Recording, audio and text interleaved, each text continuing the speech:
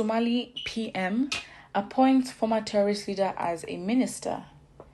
Somali Prime Minister Hamza Abdi Bare has named a former Al-Shabaab leader, µtoire ̔0R1ST, as Minister for Religious Affairs in his newly formed cabinet. Mr. ̔0R1ST's appointment was announced Tuesday, a move that could either help strengthen the fight against the Islamic sect or provoke further clan clashes. Mr. ̔0R1ST co-founded Al-Shabaab and served as a spokesman of the deadly group that has long been designated as a terrorist organization by the United States. He had a $5 million US bounty on his head. Al-Shabaab insurgents have killed tens of thousands of people in bombings in their fights to overthrow Somalia's Western-backed central government and implement its interpretation of Islamic law. Mr. ̔0R1ST split from the terror group in 2013 and publicly denounced the sect when he defected to the government side in 2017. But the relationship soured after he grew too politically powerful. Somalia's previous government arrested Mr. ̔0R1ST in December 2018 as he campaigned for the regional presidency of the southwest state. Security forces shot dead at least 11 people in the protest that follows, sparking criticisms from the United Nations. Mr. ̔0R1ST's new job sparked a flurry of hashtags on Twitter, crying that he had made it from #prisoner to minister. He had been held under house arrest until recently. His appointment could help strengthen the government forces in his native Bakul region, where insurgents hold a substantial amounts of territory, but where he also commands support. It could also fan flames with the region's president, who sees him as a political rival. Mr. ̔0R1ST's appointment by Prime Minister Bare comes 1 month after Mr. Bare was nominated as Prime Minister by newly elected President Hassan Sheikh Mohamud. Mr. Mohamud, elected by lawmakers in May, has promised to take the fight to the insurgents after 3 years in which his predecessor, consumed by political infighting, took little action against Al-Shabaab. This has allowed the insurgents to build up substantial reserves of cash and carry out attacks over a wide swath of Somalia. Last week, scores of Al-Shabaab fighters and Ethiopian security forces were killed in clashes along the two nations' shared border. Problem.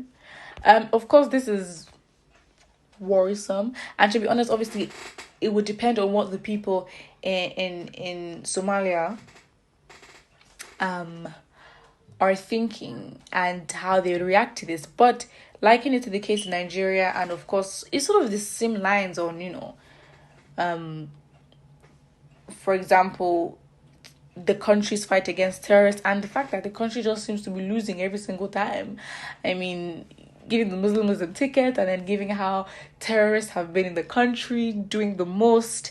And to think Operation Safe Corridor, which was, meant, again, it's like, wow, all making sense. It seems to be all strategic. Look at Operation Safe Corridor, where the government planned to rehabilitate and integrate terrorists back into society. If that is the line that Nigeria is going, then something like this will not be it would not be surprised if it happened. I mean, why would it be surprising if after Operation Safe Corridor, where we are literally thanking, we are praising, we are feeding, we are rehabilitating terrorists, it would be so justified for the government to then say, you know what, this person was an ex-leader of this terrorist group, but you know what, we will make them minister of this. I mean, in this case, this person was made Minister of Religious Affairs. I mean, really, when it comes to the economy and society, you're like, oh, okay, what would that role really do? But in a country that may be divided across, ethnic and religious lines, it may make sense. But really, it's like appointing ministers for what? For what? I mean, I guess it's the same thing. Look at, in the case of Buhari, I mean, he resigned, and then the next thing, he was made ambassador of Nigeria to Benin Republic. And it's like, wait, what? If 2 + 2 is 4, how does that even relate? Like, what? Doesn't make sense. But it's the same thing. So it's not going to make sense what position will be given to a future terrorist. But I guess the essence of this news, if we're going to take it as Nigerians, is that it would not be surprising if Nigeria gets to this level. It really wouldn't be surprising. So yeah, that is basically it. So now looking at the comments and what Nigerians are saying, we also have one minister in Nigeria. Oh yes, okay. Next comment. Buhari appointed a terrorist sympathizer, Issa Pantami, as Minister of Communications, and what has his achievement been so far with his NIN SIM linkage? I mean, this same person was also accused of sharing information with terrorist organizations. And in my bit to try to remember, I actually don't even remember that. I was thinking, oh, Nigeria will get to this position. In fact, we've surpassed it. And what have the reactions been? I mean, this is something you'd expect would panic a state, but it hasn't. Wow. Government and terrorists, I don't understand their romance. Sometimes I feel terrorists are closer to the government than the people. No, but they are. It's literally fact. I mean, this romance, we really don't understand it. I mean, the reluctance. I mean, even at a point, was it with the Kankara incident where with Sheikh Gumi, I mean, he literally presented a wad of cash to terrorists as if, and they took pictures. It's like the picture was obviously showing him handing the cash over to them, and obviously them on the receiving end at the other side with their hands forward as well. So you'd actually think that Sheikh Gumi was handing over a certificate or something, but really it's like pictures were going around as if, oh my days, wow, look at what they've done. Sheikh Gumi is talking to these people and we're making progress. And I'm like, and it's funny because then recently terrorist groups came out, or one of them, and said that, what, I think they were giving 60 million naira, and they said they used the money to gain more arms.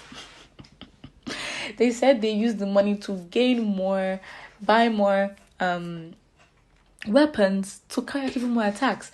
So it's like, oh wow, they even came to confirm what we already said would happen if we give them the money. And in that way, you can literally make a case and say, you know what, this shows that the government is, direct or indirect, is a sponsor of these attacks, because you are enabling, empowering, and enforcing that they continue the attacks by giving them the capacity to carry it out even more, to a more deadly extent.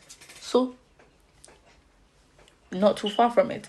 But in this case, yes, I guess Issa Pantami is our version, and I guess more dangerous than, in this case, the Somali PM or MP, actually. Wait, PM, given Minister of Religious Affairs. In this case, this person, Issa Pantami, was Minister of Information and Communications, and of course he was the one pushing with the whole NIN situation, and then allegations of him, linking it to, or giving information out to bandits. I guess that is even more of a scary position, right? You know what? Nigeria is finished. Put what you think in the comment section below, and don't forget to like and subscribe.